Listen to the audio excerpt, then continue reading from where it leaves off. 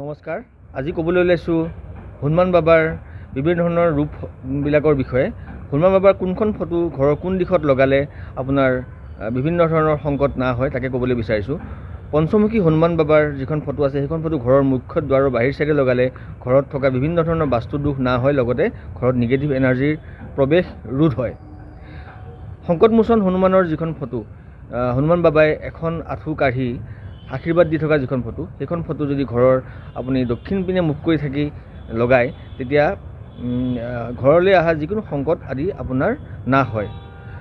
শুদ্ধ বগা ৰঙৰ বৰণৰ হনুমান বাবাৰ যিখন ফটো, সেইখন ফটো যদি ঘৰত লগায়, ঘৰৰ যদি চাকৰি প্ৰাৰ্থী আছে বা প্ৰমোশ্যনত কাৰোবাৰ বাধা হৈ আছে, তেওঁলোকৰ প্ৰমোশ্যনৰ বাধা দূৰ হৈ চাকৰি প্ৰাৰ্থীয়ে চাকৰি লাভ কৰে।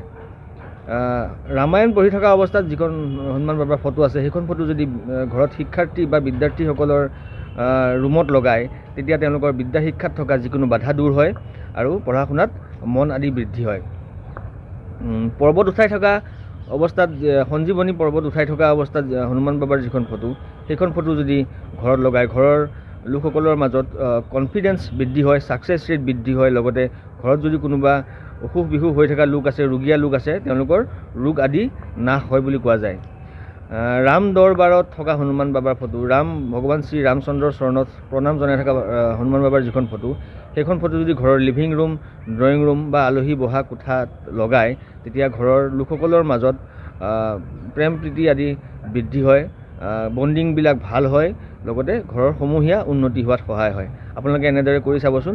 আৰু হনুমান বাবাৰ ফটো সদায় দক্ষিণ পিনে মুখ কৰি থকা অৱস্থাত হ'লে বেছি ভাল হয়। আপোনালোকে সেইমতে কৰি চাবচোন। সৰু সৰু এইকেইটা কথা আপোনালোকে নিশ্চয় ইয়াৰ ফল পাব। ধন্যবাদ।